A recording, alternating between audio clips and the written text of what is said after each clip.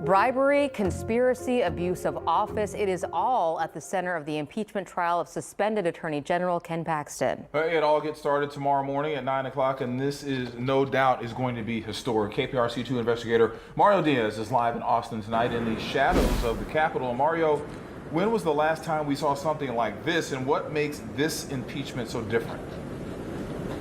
Well, it's been over 100 years, Keith, since we've had a statewide elected official get impeached while in office. The last time that happened was Governor Ferguson back in 1917, and he was the governor at the time. Now we have the Attorney General, and how does this trial look different? Well, that's easy. You have a situation here in which you have members of the jury made up by state senators, people that actually know Ken Paxton, who have served with Ken Paxton in the past. Remember, the Attorney General came here through the House and then became a state senator. By our accounts, approximately 20 people of the jury actually have served with the Attorney General.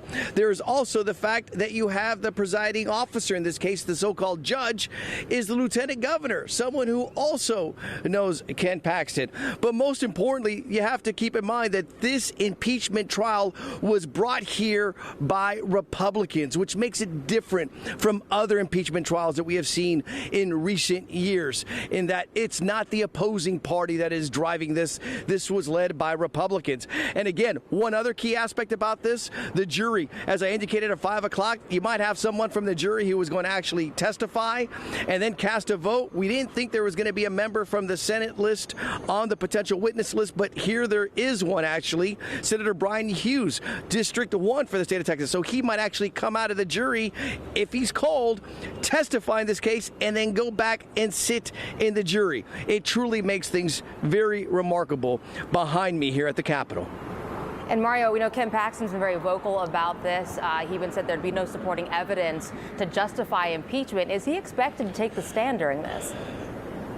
You know, and that's the key question here, Lisa. Everyone's wondering, is he going to take the stand? We don't even know if he's required to just yet.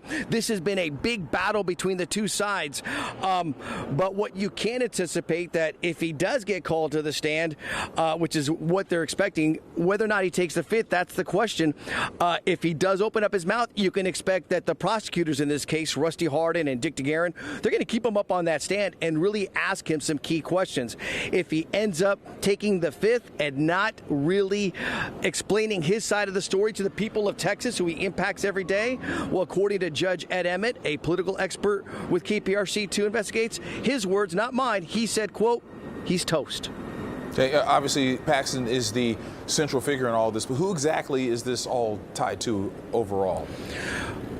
We got here, Keith, because of 4 key whistleblowers. These were people that worked under Ken Paxton, seasoned veterans. These are people he hired. They're Republicans by nature.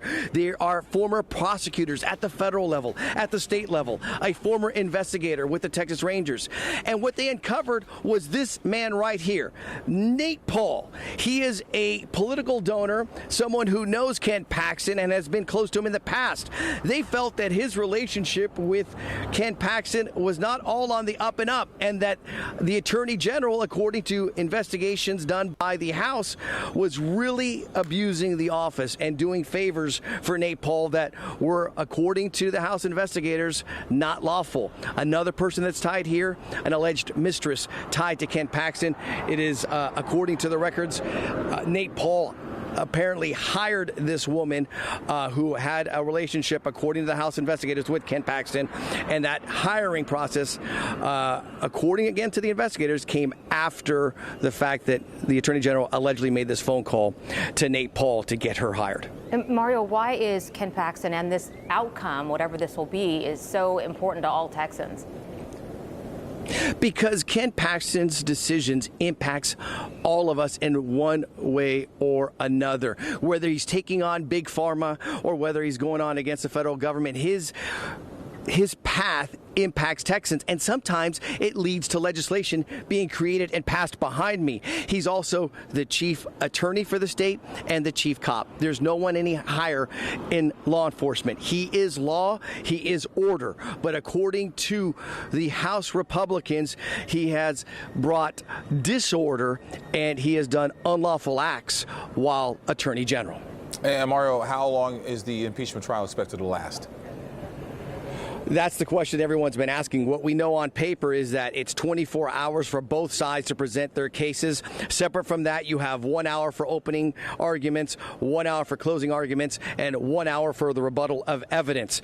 But keep in mind here, Keith, you have to really balance your time and manage it carefully, because if I bring someone up as a witness, that's time off of my clock. But if the other side brings up someone from a witness and says, hey, I want to ask that person questions, and I go long, well, guess what? That time is coming off of my account as well. So this is really about clock management, which makes this trial unique in another way. And Mario, what will they be voting on at the end of all of this?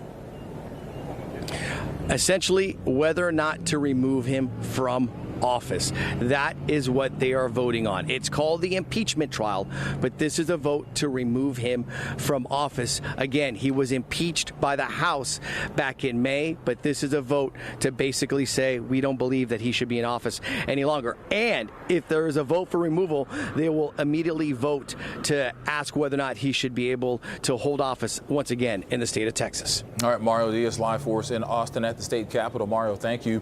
Mario is going to be joining my co-anchor Daniela Guzman and reporter Bryce Newberry for our in-depth coverage on the impeachment trial of Ken Paxton. We are calling it The Bench. The coverage begins tomorrow at 8 a.m. with a special edition of The Bench, 1 hour before the trial gets underway. Watch it on the KPRC2 Plus live stream. And we have a special section on clicktohouston.com to help you understand all the ins and outs of this impeachment trial. Just go to clicktohouston.com/thebench.